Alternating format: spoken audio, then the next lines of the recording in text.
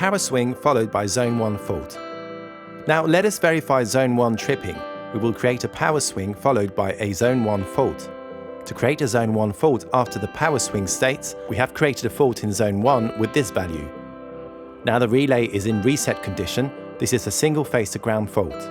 Hence, there should be a power swing followed by an auto recloser. Successful initiation with a zone 1 tripping. There should be a power swing followed by zone 1 fault. It should be followed by the auto recloser. Successful close command. So let me run the states. Power swing, zone 1 fault, auto recloser is in progress, and also a successful command.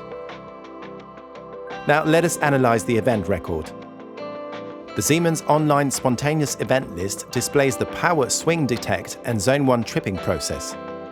The power swing block detected on time at 9 hours, 48 minutes, 23 seconds and 658 milliseconds, as shown in parameter number 04164. And it's turned off at 9 hours, 48 minutes, 23 seconds and 663 milliseconds as highlighted.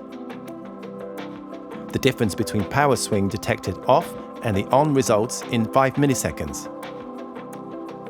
In parallel, the distance protection is also switched off and on depending on the status of the PSB. Parameter number 03653 shows the distance function is activated after the power swing block duration.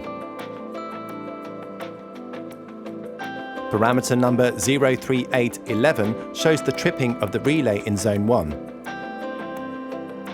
Further down, we can find parameter number 02801, confirming auto recloser in progress within 1 millisecond. The auto recloser reclaim time is started at 1107 millisecond as per parameter number 02861, and it's turned off at 6105 millisecond as highlighted.